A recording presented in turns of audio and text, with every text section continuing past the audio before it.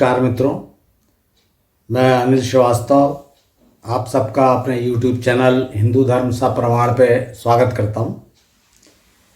मित्रों, ये जो हमारा हिंदू धर्म को जानने की ये चैनल चल रहा है कि हम वास्तविकता जानें हिंदू धर्म के बारे में, उसमें अब लगभग ये दर्शन वाला पार्ट या जो परंपराएं ये समाप्त होने पे हैं। इस पे आज मैं एक विषय लेना चाहता हूँ, मूर्ति पूजा। क्योंकि मूर्ति पूजा को लेकर बहुत क्रिटिसाइज किया जाता है हिंदू धर्म को, जबकि लोग वास्तविकता नहीं जानते कि वास्तविकता है क्या। और यहाँ तक कि हिंदू जो धर्म को मानने वाले हैं, हिंदू हैं, वो भी नहीं जानते कि भाई, वो उनको भी लगता है कि हाँ भाई हम तो मूर्ति पूजा करते हैं। लेकिन जो अंतर है, जो सब जगह मूर्ति पूजा होती थी पहले, जो एक परमात्मा को मानने के जो धर्म आए, ईसाई धर्म, इस्लाम इत्यादि, उसके पहले जो मूर्ति पूजा होती थी वहाँ, और भारत में हिंदू धर्म में जो मूर्ति पूजा होती है, इसमें क्या डिफरेंस है, इस पर मैं आपको बताऊंगा। लेकिन उसके पहले मैं आपसे ये बताना चाहता हूँ कि मूर्ति पूजा के लिए हिंदू धर्म में कुछ कहा नहीं गया है। किसी ने ऐसा इंस्ट्रक्शन नहीं दिया है कि आप मूर्ति पूजा करो। यहाँ तक कि ऋग्वेद में मूर्ति पूजा का कोई उल्लेख नहीं है। आर्यों के द्वारा मूर्ति पूजा का कोई उल्लेख नहीं है। वे केवल यज्ञ करते थे, हवन करते थे, सब देवी देवताओं के नाम पर आहुति देते थे। और जो उस समय के जो देवी देवता हैं, उनकी कोई ऐसी मूर्तियां आज की डेट में नहीं है। जैसे इंद्र का ऋग्वेद में सबसे ज़्यादा है, तो इंद्र की तो कहीं कोई उपासना होती नहीं, कोई मूर्ति बनती नहीं। अग्नि, वरुण, यम, ये सब उस ऋग्वेद के देवी देवता हैं, तो इनकी तो कोई मूर्तियां हैं नहीं। तो फिर मूर्ति पूजा कहाँ से प्रारंभ हुई? इसके पहले मैं आपको एक जस्टिफिकेशन दे देता हूँ मूर्ति पूजा के बारे में, जो स्वामी विवेकानंद ने भी कहा था। जब किसी राजा के यहाँ गए और राजा ने कहा कि भाई मैं मूर्ति पूजा का विरोधी हूँ, तब स्वामी विवेकानंद ने उन राजा से कहकर उनका एक चित्र मंगवाया और एक दरबारी को बुलाकर कहा कि इस पर थूको। दरबारी ने असमंजस में ऐसा करने से इनकार कर दिया। तो उन्होंने कहा कि स्वामी विवेकानंद ने कहा कि भाई ये तो कागज है, तैल चित्र था वो। तो उन्होंने कहा ये तो पेंटिंग है, इसमें थूकने में क्या, राजा थोड़ी है। तो उन्होंने कहा नहीं नहीं, ये हमारे राजा का प्रतीक है। तो स्वामी विवेकानंद ने यही कहा कि इसी प्रकार जो मूर्तियां हैं, वे हमारे विभिन्न पूर्वजों की प्रतीक हैं, विभिन्न देवी देवताओं की प्रतीक है। देवी देवता है कौन, ये मैं आपको अभी बताता हूँ। यहाँ मैं सिर्फ ये बताना चाहता हूँ कि मूर्ति पूजा जो हिंदू धर्म में प्रचलित है, उसका वो संबंध नहीं है जो आदिवासी या पुराने जो कबीलाई के कोई एक मूर्ति बना के उसके चारों तरफ नाचते रहते थे, या जो इस्लाम में वर्णन है कि जो इस्लाम के आने के पूर्व जो धर्म थे वहाँ अरब कंट्रीज़ में, वे अपनी मूर्तियाँ बना के पूजा करते थे। और यूरोप में भी ये चलन था। देखिए, वीनस की मूर्ति, ये सब थे ना, देवी देवता वहाँ भी थे। तो ऐसा नहीं है कि भारत में था। लेकिन जो डिफरेंस मैं आपको बता रहा हूँ कि यहाँ पर जो हम पूजा करते हैं हिंदू, वे काल्पनिक लोगों की मूर्तियाँ नहीं हैं। ये बेसिक डिफरेंस। कैसे, देखिए, इसको आप जब देखेंगे घटनाओं को एक एक करके, तो मैंने आपको बताया ऋग्वेद में तो मूर्ति पूजा का वर्णन नहीं है। लेकिन श्री राम के समय, जिसको त्रेता युग कहा गया, और श्री कृष्ण के समय भी कोई ऐसी मूर्ति पूजा का उल्लेख नहीं।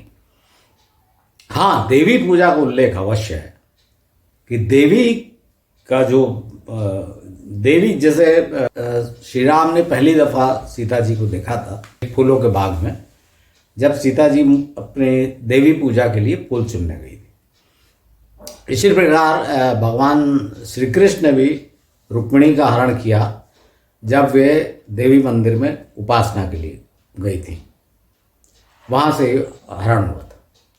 तो देवी उपासना का जरूर उल्लेख है। अब उसमें ये नहीं पता कि देवी उपासना का उल्लेख है तो मूर्तियां थी या नहीं थी, क्योंकि ये देवी वाला मैंने जैसे आपको प्रारंभ में बताया था कि 5 जो अलग अलग पंथ थे उनका एकीकरण होने से वर्तमान हिंदू धर्म बना है।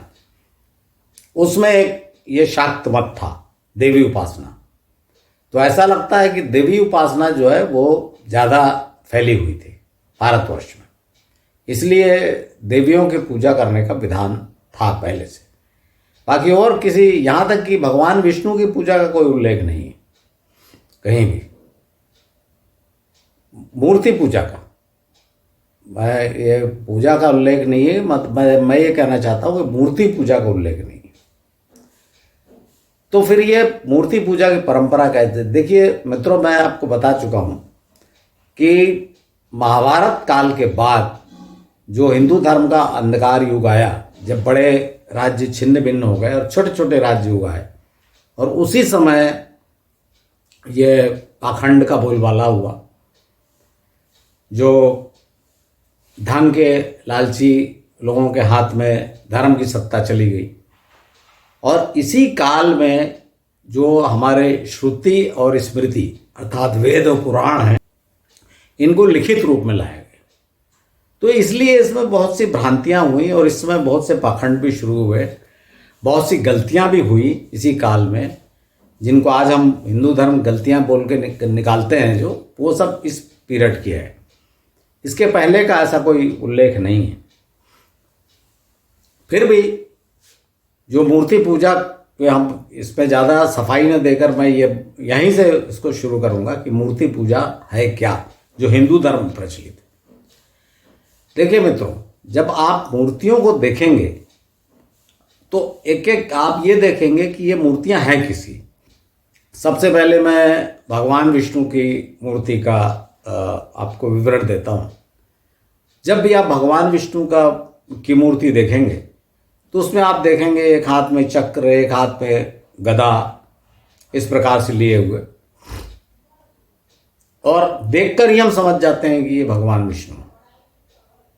इसी प्रकार श्री कृष्ण का भी देख के समझ जाते हैं, या तो मुरली हाथ में रहेगी या फिर चक्र हाथ में रहेगा।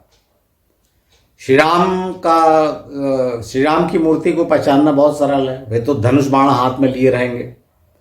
या तो उनकी मूर्ति जो वनवास के समय की होगी, धनुष बाण हाथ में लिए हुए, या जो समुद्र को सुखाने के लिए उन्होंने धनुष अपना ताना था उस समय की होगी, या धनुष भंग के समय की होगी, या फिर अयोध्या के राज सिंहासन पर बैठने के समय की होगी। तो देखकर हम इन सब मूर्तियों को पहचान सकते हैं कि ये किसकी मूर्तियां हैं। तो इससे ये पता लगता है कि उनके काल में मूर्तियां नहीं बनती थी। जब पुराणों की रचना हुई, अर्थात मैं ये बोल रहा हूँ ईस्वी पूर्व 3000 के बाद, मतलब महाभारत युद्ध के बाद जब पुराणों की रचना हुई, जब लगभग समझ लीजिए, जैसे मैंने कहा, इतिहासकार जो मानते हैं कि ईस्वी पूर्व 1000 से लेके ईस्वी सन 1000 के बीच में इन सबको लिखित रूप में लाया गया, वेदों को और पुराणों को। तो इस समय जब रचना हुई तो इस समय मूर्ति पूजा इसमें आ गई, और जो मूर्तियां बनी पूजा के लिए, जो पूजा पद्धति तरह तरह के जो ढोंग ढकोसले चालू हुए, तो उसमें जो पूजा का सिस्टम बना, तो पूजा का सिस्टम बनाने के लिए भाई मूर्ति चाहिए। तो मूर्ति क्या, मूर्ति तो पहले थी नहीं, और ये हजारों साल बाद की घटना है, तो कैसे उल्लेख किया? तो जो स्मृतियों में जो वर्णन था कि किसी का रूप कैसा था, जैसे श्री कृष्ण का चक्र लिए हुए, श्री राम का धनुष बाण लिए हुए, इसी प्रकार की मूर्तियां बनी, अर्थात उनके किसी काम को दर्शाते हुए। इसमें एक बहुत मनोरंजक पहलू मैं आपको बताता हूं मित्रों, कि भगवान विष्णु का कोई रूप नहीं था, क्योंकि वास्तव में जब आप आर्यों को देखेंगे, जो आर्यों की पूजा पद्धति देखेंगे या ऋग्वेद से आप प्रारंभ करेंगे, तो विष्णु का अर्थ क्या होता है? विष्णु का अर्थ बताया गया है, जो विंश धातु मैंने बताया था कि बसाने वाला, पालने वाला। तो ये प्रारंभ में जब वो आर्कटिक सर्कल से जब आए थे आर्य, प्रारंभ में सूर्य को भी विष्णु कहा, बाद में वहीं पर वर्णन है कि हे विष्णु, हम तुम्हारे दो पग को देखते हैं, तीसरे पग को नहीं देखते, पता नहीं वो अंधकार में कहाँ है। तो ये जो सूर्य जो 6 महीने दिन 6 महीने रात रहते थे, तो जब सूर्य छिप जाता था तब उसका पता नहीं चलता था, उसको तीसरा पग कहा गया। इस प्रकार से विष्णु का जो नाम आया है वो पालनहार के रूप में, अर्थात परमात्मा का जो प्रारंभिक रूप था, जो बाद में जब विचारकों ने सोचा और जो परमात्मा का बारे में मैंने आपको ब्रह्म पर ब्रह्म बताया, उसके पहले जो आर्य थे उन्होंने परमात्मा को एक नाम दिया विष्णु। और ये एक सामान्य मतलब क्या कहना चाहिए, इंसानी आकृति तो थी नहीं, तो इनको उन्होंने रूप दिया विष्णु, कहा परमात्मा के समान पालन करने वाले का। तो इसलिए जिसने भी इनकी रक्षा की, जिसने इनको मार्गदर्शन किया, जो रास्ता दिखाया, उसको इन्होंने विष्णु का अवतार कहा।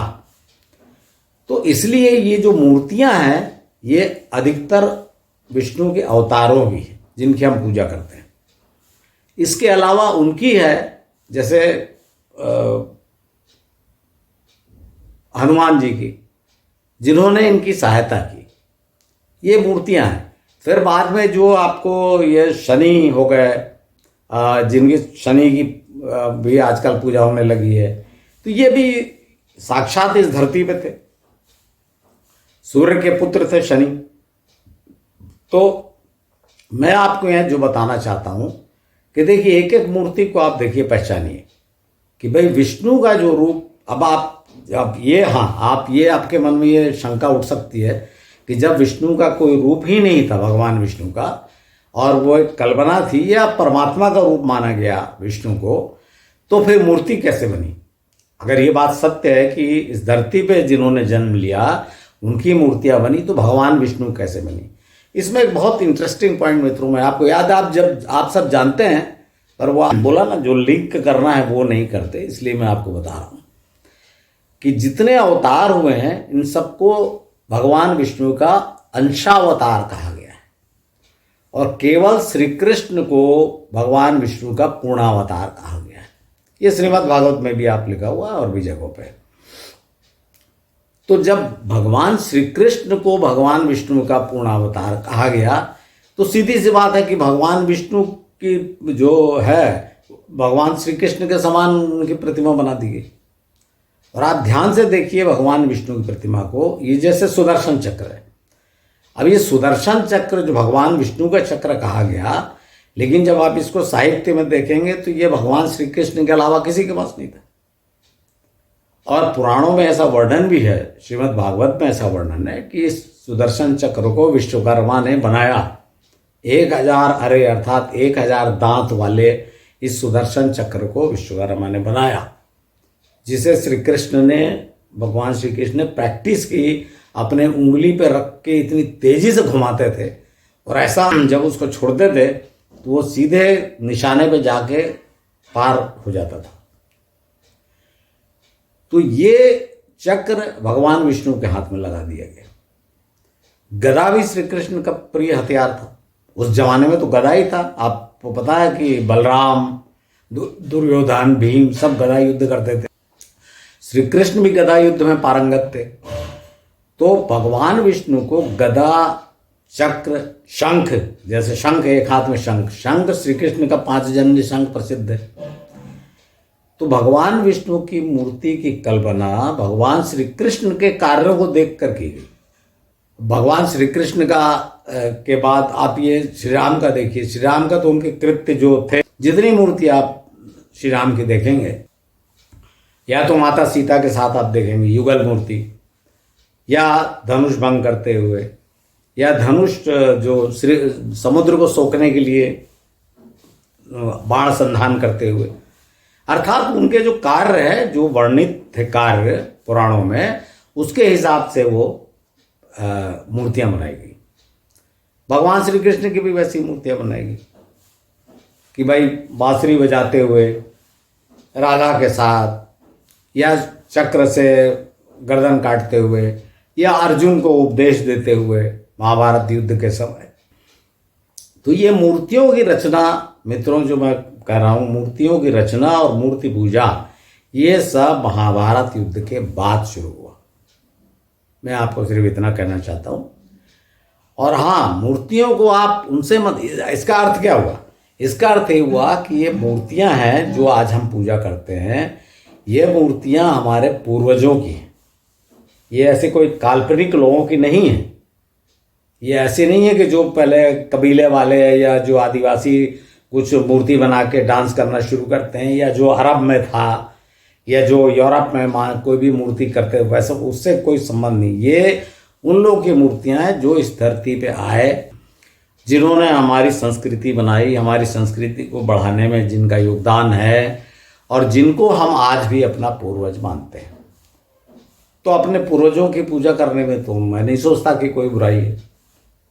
हाँ, ये बात मानना कि ये हमको कोई वरदान देंगे या इनकी पूजा से हमको कोई हमारा इच्छित फल हमें प्राप्त होगा, इसके बारे में मैं नहीं कहूँ। ये अलग चीज़ है, ये आपकी मान्यता है, श्रद्धा है। तो श्रद्धा पे तो कोई बहस की नहीं जा सकती मित्रों। हाँ, इसमें मैं आपको एक चीज़ और बोलूँगा कि जो लोग मूर्ति पूजा का विरोध करते हैं, कोई भी धर्म, जैसे मैं आपको ईसाई धर्म का बताता हूँ कि जो कैथोलिक चर्चेस हैं, कैथोलिक चर्चेस में तो ईसा मसीह की मूर्ति रहती है क्रॉस पे चढ़े हुए, या अपनी माँ मैरी की गोद में, मरियम की गोद में, तो ये वो मूर्ति रहती है। तो वो तो कह नहीं सकते कि मूर्ति पूजा क्यों करते हो। भाई, आप एक हुआ, आपके एक मानते हो, आप उसकी पूजा करते हो गया। हमारे यहाँ सैकड़ों हुए। लेकिन बीच में जो लोग ये बोलते थे, भाई देखिए, ईसा मसीह हो या जो भी हो, इस धरती पे आए, उनकी मूर्ति बनी। अब जब इस्लाम में उन्होंने कहा कि धरती पे जो आया वो तो पैगंबर है, मोहम्मद साहब, तो धरती पे आ ही नहीं सकता परमात्मा या अवतार वाली कोई बात ही नहीं है, तो इसलिए मूर्ति बनाने का सवाल नहीं है। फिर भी इस्लाम में भी आप देखिए, कुरान की आयतें आप जहाँ बोलते हैं वो हम पूजा नहीं करते, पर इतनी जो दरगाहें हैं, ये जो दरगाह है जहाँ कव्वाली चलती रहती है, पूजा होती है, धूप लोबान जलते रहते हैं, तो ये क्या है? पूजा नहीं है तो। और जो विशेषकर जो सूफी संत थे, सूफी फकीर, उनकी दरगाहों पे, मज़ारों पे तो मेले लगते हैं, तो पूजा ही है। भाई, पूजा का प्रकार हम थोड़ी बोल रहे हैं। मैं ये नहीं कह रहा हूँ कि हिंदू धर्म के हिसाब से घंटी बजा के जो हम भजन गाते हैं वैसा ही करो। भाई, पूजा मतलब कोई आप किसी चीज़ की मान्यता कर रहे हो, पूजा की पद्धति आपका अपना तरीका हो सकता है, ये करते हैं सब। कोई भी धर्म ऐसा नहीं है जिसमें अपने किसी न किसी क्या कहना चाहिए, निशान की, चिन्ह की पूजा नहीं करते। कुरान की आयतें तो कब्रों पे लिखी हुई हैं, कब्रों पे लिख देते थे। बाहर दरवाज़ा बना रहता तो उसमें आप जाइए, ताजमहल में बाहर जो गेट पे, जो बड़ा गेट बना हुआ, उस पर कुरान की आयतें लिखी हुई। तो पूजा किसकी करना है ये आदमी खुद डिसाइड करेगा, दूसरा थोड़ी कि तुम मूर्ति पूजा करते हो। तो भाई, ये तो हमारी मर्जी। मैं सिर्फ ये बताना चाहता हूँ कि मूर्ति पूजा, हम उन मूर्तियों की पूजा करते हैं जिनको हम इस धरती पे अपना पूर्वज मानते हैं, जो इस धरती पे आए थे, जिन्होंने मानवता को राह दिखाया, जिन्होंने भारत की संस्कृति को बढ़ाया, भारत को एक ज्ञान का प्रकाश दिया। अब यहाँ पे एक उल्लेख और मैं करना चाहता हूँ आपसे कि जो हिंदू धर्म में जो मंदिर बना के मूर्ति स्थापना की जाती है, वो ऐसा नहीं होता जैसा लोग समझते हैं कि बाजार से मूर्ति खरीद के ले आए, पत्थर की या मिट्टी की, और रख दिए। घर में ऐसा होता है, घर में ला के हम अपना रख लिए और पूजा करते हैं। लेकिन मंदिरों में जो स्थापना की जाती है उसमें एक बहुत ही धार्मिक विधि होती है, और उसे कहा जाता है प्राण प्रतिष्ठा। अर्थात जिस देवता की मूर्ति होती है उस देवता का आवाहन किया जाता है कि आकर इस मूर्ति में विराजमान हो। और फिर एक बार वो विराजमान हो जाते हैं तो उसको साक्षात उसका मतलब वो साक्षात, उस मूर्ति को साक्षात वो देवता माना जाता है। तो ये अंतर है कि हम प्राण प्रतिष्ठा करते हैं, मानते हैं कि ये मूर्ति अब जीवित है, इसलिए उसके सामने प्रार्थना की जाती है, मान्यताएं मांगी जाती है, ये सब जो किया जाता है। तो इसका जो हिंदू धर्म में जो मूर्ति स्थापना, मूर्ति पूजा, ये दूसरे धर्म में है नहीं। वो ये कहना गलत है कि वो छोड़ चुके या बहुत आगे बढ़ चुके, ये है ही नहीं, ये वो तरीका है नहीं जो हिंदू धर्म में है। हाँ, यहाँ मैं आपको एक चीज़ और बता देता हूँ कि जो मूर्ति, जो जैसा मैंने आपको कहा कि भाई जो धरती पे आए थे उनकी मूर्तियाँ हैं, इसमें एक तो जैसे आपको भगवान विष्णु को बताया कि भाई भगवान विष्णु तो एक मानता थी, एक सिर्फ मानते थे परमात्मा का एक रूप, तो वो उन्होंने श्री कृष्ण का रूप से मूर्ति बनाई। लेकिन कुछ ऐसा लिया, जैसे विशेषकर मैं आपको बताता हूँ हनुमान जी के बारे में और गणेश जी के बारे में, दो बताऊंगा क्योंकि ये दो जो हैं बड़े थोड़ा सा ऐसा, जो इनका रूप है बड़ा विचित्र है, और अनेक जो पढ़े लिखे हिंदू नई पीढ़ी है वो भी इनको देवता मानने में हिचकिचाते हैं इनका रूप देखकर। तो मैं आपको बताता हूँ मित्रों, यहाँ फिर से मैं वही बात कहना चाहूँगा कि ये पुराणों की जो लिखित रूप जो आया, लिखा गया, उसके कारण, क्योंकि उन्होंने जो जहाँ जैसा कहा गया था वैसी मूर्ति बना दी, वैसी रचना कर दी। जैसे हनुमान जी का मैंने अपने जो शुरुआत के जो एपिसोड्स हैं उसमें आपको बताया था कि ये जातियाँ थी, जो दक्षिण की जातियाँ, जिनको राक्षस, वानर, रीछ ये सब कहा गया, गिद्ध कहा गया, इनसे सबसे बात करते थे, तो ये तो मानव थी ना, ये तो इंसान थे। तो ये फिर जैसे आपको हनुमान जी के केस में ले लीजिए कि भाई ठीक है, आप हनुमान, सुग्रीव, बाली, सबकी आपने पूंछ वाला बंदर दिखा दिया, अंगद सबका पूंछ वाला दिखा दिया, और बड़ी कहानियां लिख दी कि हनुमान जी अपने पूंछ में बांध कर ऐसा किए वैसा किए। तो लोगों को बड़ा आश्चर्य होता है। सबसे बड़ी बात है कि इंग्लिश में बोला जाता है, उन्होंने कहा जब आप पूजा कर रहे हो बंदर की पूंछ लगा ली तो मंकी गार्ड बोलने लगे।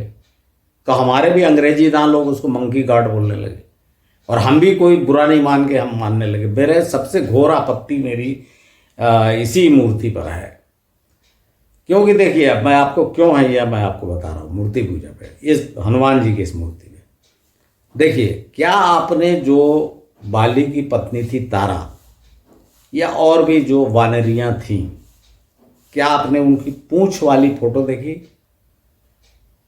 अब यही कहा गया तारा बहुत सुंदर थी, तभी तो सुग्रीव ने अपना बना लिया था, बाद में वापस छीन लिया। ये इतनी सुंदर नारी को वो छोड़ना नहीं चाहते थे। एक बात तो ये हो गई। दूसरी बात, आप अगर हनुमान जी के बारे में पढ़ेंगे, और वाल्मीकि रामायण में भी है ये वर्णन कि हनुमान जी, जब मैं आपको डिटेल तीर्थ के बारे में बताऊंगा या हनुमान जी बोलूँगा, अभी मैं सिर्फ मूर्ति में बता रहा हूँ कैसे बनी। तो हनुमान जी एक आर्य ऋषि के पास पढ़ने गए, इतने कुशाग्र बुद्धि थे और शैतानी का उपद्रव करते थे बहुत ज़्यादा।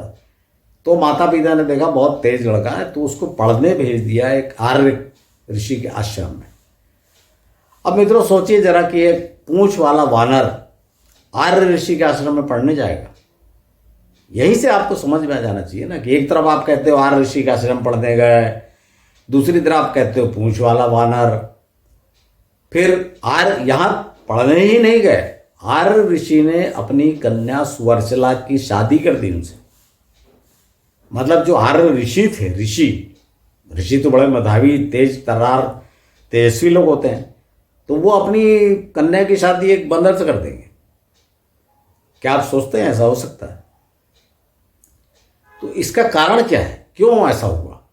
इसका कारण यह है आर्यों का अहम भाव, अपने आप को ऊंचा समझना, और उसके कारण उन्होंने ये सबको नीचा दिखाया, अन्य जातियों को जो यहाँ थी पहले से। जैसे जो द्रविड़ जिनको कहा जाए, क्या है, नाम देना बहुत मुश्किल है, पर जो नाम जिससे आप समझ जाए इसलिए मैं वही नाम से पुकार रहा हूँ कि जिनको द्रविड़ कहा जाए, वो चूँकि बहुत सांवले थे, हट्टे कट्टे मोटे, तो उनसे ही ज़्यादा युद्ध हुए इनके। तो इन्होंने क्या कहा उनको, राक्षस। तो अब उनके जरा जरा चित्र कहाँ, जो उनकी मूर्तियाँ बनी रहती है, राक्षस दांत निकले हुए या ठाका मार के हा करते हुए ऐसे बनती। इसी प्रकार उन्होंने ये जो झाड़ पे कूदने और जो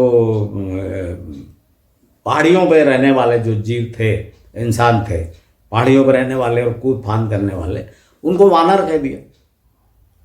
तो उनको वानर कह दिया, तो जब वो लोग वानर कहने लगे तो हजारों साल बाद जब पुराण लिखने का समय आया तो उनको बंदर ही बना दिया।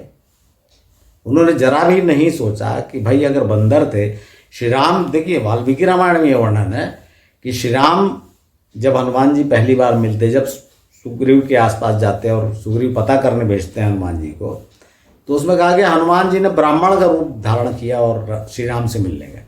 अब ब्राह्मण का रूप धारण एक वानर कैसे करेगा? दूसरी बात, जब वो हनुमान श्री राम से बात करते हैं, वार्तालाप करते हैं, पूछते हैं उनसे कि आप कौन हो, कैसे आए, तो हनुमान श्री राम का ये डायलॉग है वाल्मीकि रामायण पे कि आप जो भाषा बोल रहे हो ऐसी भाषा कोई ऋग्वेद जानता हुआ व्यक्ति ही बोल सकता है, जिसने सामवेद का अध्ययन किया वही बोल सकता है, जो यजुर्वेद के पढ़ा हो वही बोल सकता है। इस तरह से श्री राम ने कहा। तो इससे क्या पता चलता है? इससे दो बातें पता चलती है। एक तो कि हनुमान जी ने बातचीत की संस्कृत में श्री राम से, और दूसरा उन्होंने ये शिक्षा प्राप्त की थी वेदों की, जो एक वानर के लिए संभव नहीं है। तो लेकिन बताया आपको कि जो पुराण में बहुत सी कल्पित जब लिखा गया है ना, स्मृतियां हैं ये, तो स्मृतियां में तो बहुत से विभ्रांश हो सकते हैं, और लिखते समय जो आदमी जिस भाव में लिख रहा हो, भक्त हो, कवि हो, ऋषि हो, अपना लिख दिया। तो वानर चूंकि कहा जाता था तो उन्होंने वानर रूप में लिख दिया कि बंदर है भाई। अब सारे हिंदू बंदरों की पूजा करने लग गए, हनुमान जी को बंदर के रूप में दर्शा दिया गया। इसी प्रकार श्री गणेश जी की मूर्ति देखिए आप। श्री गणेश जी की मूर्ति का जो प्रसंग है कि जो उनका एक दंत दयावंत कहा जाता है ना, एक दांत टूटने वाला, कि भाई दुर्वासा जी ने उनको फंसा, किसी रुष्ट हो गए थे, गणेश जी ने उनका रास्ता रोका था और थोड़ा उनसे बदतमीजी की थी, तो उन्होंने अपना परशु का प्रहार किया तो उनका एक दांत टूट गया। तो एक दांत टूट गया तो बस अब वो हाथी दांत बना के और निकाल दिया, एक दांत निकला हुआ, और एक दांत एक दंत गाना गाने लगे, भजन करने लगे। भाई किसी का अगर मारने से एक दांत टूट गया तो उसको यही वर्णन है कि एक दांत निकला हुआ था वो टूट गया, जो सामने निकला हुआ, तो हाथी रूप में आ गए। इसमें कहानी और जोड़ दी कि गर्दन काट दिया तो फिर वो हाथी का लगा दिया वो सिर।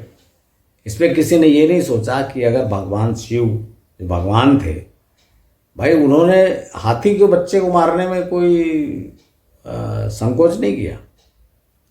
तो ऐसे बहुत से प्रश्न उठा सकता हूँ मैं, अभी इस पर नहीं जाऊँगा, ये सब अपन समय पर चर्चा करते रहेंगे। मैं तो आपको सिर्फ मूर्तियाँ बता रहा हूँ कि मूर्तियाँ कैसे बनी। तो ये जो आप विकृत मूर्तियाँ भी देखते हैं हनुमान जी की, गणेश जी की, ये इसलिए है कि ऐसी उनकी घटना का वर्णन है और आर्य ऐसा बुलाते थे, इसीलिए वो वैसा का वैसा पुराण में लिख दिया गया। बिना दिमाग तो लगाया नहीं गया कि क्यों बुलाते थे, तो वैसे ही कह दिया गया।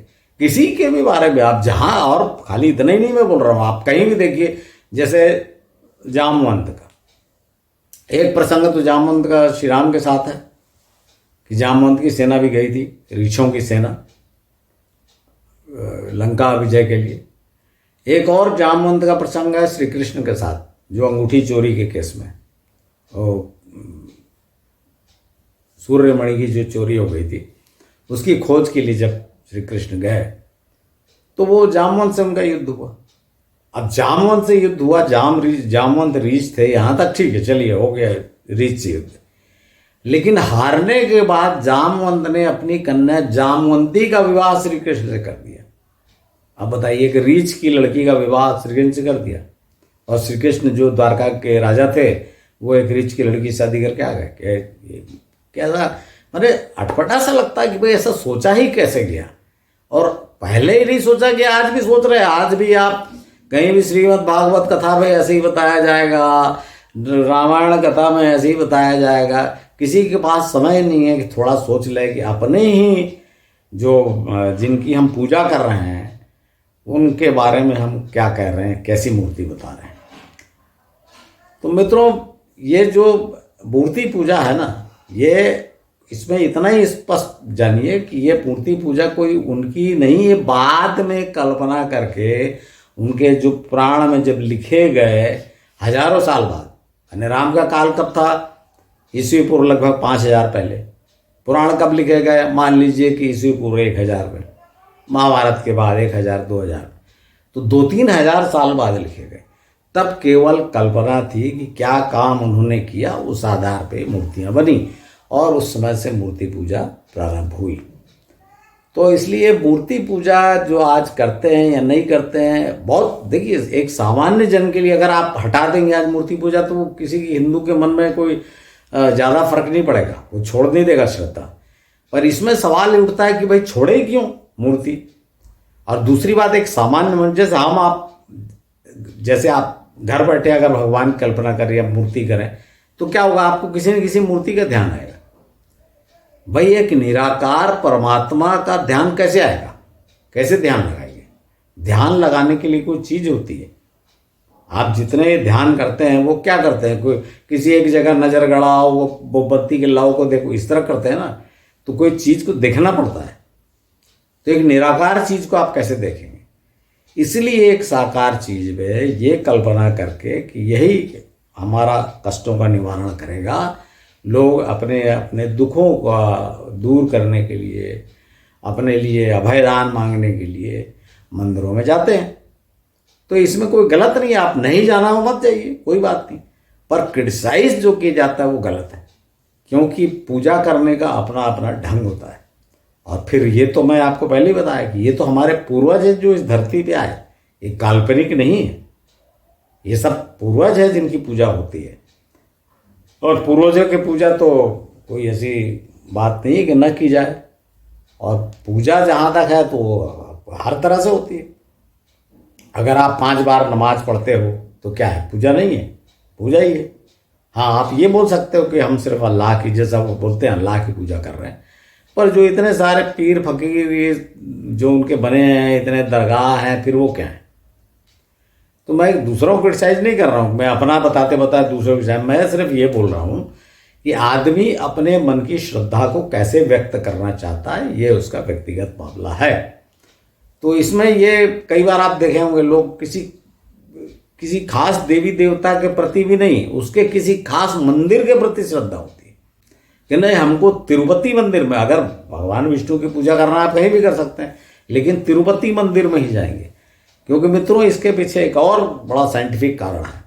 वो कारण यह है कि जब ऐसे मंदिर जहाँ प्राण प्रतिष्ठा की मूर्ति है, और पुरानी मूर्ति, नहीं नए मंदिर बनते जा रहे हैं, मैं उसकी बात नहीं कर रहा हूँ, जो पुरानी मूर्तियाँ जो प्रतिष्ठित हैं, जहाँ आज तक लाखों करोड़ों लोग विजिट कर चुके हैं, उन सब की श्रद्धा वहाँ है चारों तरफ का। ये बहुत रहस्यपूर्ण, मैंने आपको थोड़ा सा बताया था, जो वो डायमेंशन थ्योरी में और दूसरी जो कई और जो थ्योरी बताई थी उसमें, कि बहुत सारी चीज़ें इस दुनिया में ऐसी हैं जो हमारे संज्ञान में नहीं है। जो कहा जाता है चारों तरफ एक माहौल, जैसे आपने हिप्नोटिज्म वाला आपने देखा होगा कि किसी मंदिर में ऐसा क्यों माहौल हो जाता है कि जाके आदमी मन शांत हो जाता है। भाई बाहर क्यों नहीं शांत होता? ये घर में आप बैठ के पूजा करो तो क्यों नहीं शांत होता? घर में देखिए, आप माला जपते भी आपका मन इधर उधर दौड़ता रहेगा। मंदिर में जाकर देखिए, आपका मन शांत होता है। तो ये भी बहुत सारे उसके प्रभाव होते हैं कि जब लाखों लोग एक जगह जाते हैं, अपनी श्रद्धा वहाँ प्रकट करते हैं, तो क्या होता है। बहुत से लोग, मैं इस पर नहीं जाऊँगा, बहुत से लोग बोलते हैं कि उस मंदिर में जाके पूरा होता, मेरे साथ भी हुआ है, मैं भी, पर यह व्यक्तिगत अनुभव है। इसको मैं यहाँ वर्णन करके आप बोलेंगे कि मैं किसी पाखंड को बढ़ावा दे रहा हूँ, इसलिए मैं नहीं बोलूँगा। लेकिन हर एक हिंदू को किसी विशेष देवी देवता या विशेष मंदिर के प्रति श्रद्धा होती है, जो संकट के समय जब वो वहाँ मांगता है तो उसको उसका फल मिला रहता है। मित्रों, इस पे मूर्ति पूजा पे मैं और आपको क्या बोलूँ, ये मूर्तियाँ तो ऐसा है कि जो परिपाटी चली है, अब आज देखिए, अगर आप पुराने देवी देवता की मूर्ति क्रिटिसाइज कर रहे हो, तो आज जो नए देवी देवता यानी नेताओं की जो मूर्तियां बन रही हैं, वो क्या है भाई? ठीक है, महात्मा गांधी की मूर्ति है, सरदार पटेल की बहुत ऊंची मूर्ति बनी, तो ये है ना, मूर्ति मूर्ति ही है। और मूर्ति आप बना के ऐसा गाली बकने के लिए नहीं रखे, आप मूर्ति पूजा ही है। उनके प्रति श्रद्धा प्रकट करने के लिए आपने ये मूर्तियां बनाई हैं। इसी प्रकार से ये जो आज नई नई मूर्तियां बन रही हैं, और बहुत से नेता तो बाद में कोई बनाएगा या नहीं बनाएगा अपनी स्वयं की मूर्ति बनवा देते हैं, ऐसा भी है उदाहरण, उत्तर प्रदेश में ऐसा हुआ है।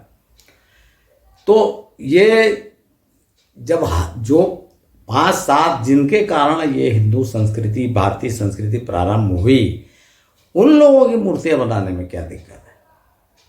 हाँ, आप उनकी कितनी पूजा कर रहे हो, कितनी मार काट कर रहे हो, या दूसरे आके उसको तोड़ दे रहे हैं, वो अलग मामला है। उस पर अलग वो कानून बना है, कानून अपनी बात करेगा कैसा क्या है। और वो तो सर्वविदित है कि जो मंदिर तोड़े गए, बन रहे हैं वापस, वो उस पर मैं नहीं कहना चाहता, वो तो सबके सामने है, आप लोगों के सामने।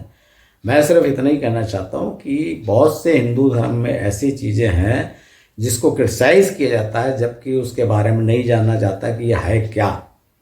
हाँ, जो गलत बातें हिंदू धर्म की वो तो अपने आप पीछे छोड़ी जा रही हैं, या तो कानूनन उनको बैन किया जा रहा है या फिर लोग छोड़ रहे हैं करना, वो तो अपने आप हो रहा है, उसमें कोई बात नहीं। पर मूर्ति पूजा मैं नहीं सोचता, क्योंकि ये हिंदू के मन में बैठी हुई चीज़ है। और मूर्ति पूजा आज आप चारों तरफ देखेंगे तो मूर्ति पूजा एक ऐसी चीज़ है जो बढ़ती जा रही है। नए नए मंदिर बन रहे हैं और नई नई मूर्तियों की स्थापना हो रही है। तो इसलिए मुझे नहीं लगता कि हिंदू धर्म में मूर्ति पूजा कभी समाप्त होगी। बस इतना ही कह के मित्रों, मैं आज अपने इस एपिसोड को समाप्त करना चाहता हूँ। अब आपसे एक निवेदन और है कि इसके पश्चात मैं अब जो देवी देवता, अभी तक मैंने आपको परंपरा और ये जो भी बताया हिंदू धर्म कहाँ से आया, कैसे एकीकरण हुआ, और उसकी मुख्य बातें बता दी, जो युद्ध बताया, जो प्रमुख। अब मैं आपको जो अवतार, देवी देवता और उनके प्रमुख तीर्थ स्थान, इनके बारे में बताऊंगा मित्रों। तो आशा है आप उसमें भी अवश्य मेरे इस चैनल को देखेंगे। और जैसा मैं हर बार अनुरोध करता हूँ, आपसे फिर अनुरोध करता हूँ कि मेरे इस चैनल को सब्सक्राइब करें यदि आप पहली बार इस चैनल पे हैं तो, और अन्यथा इसको लाइक, शेयर और सब करें। धन्यवाद।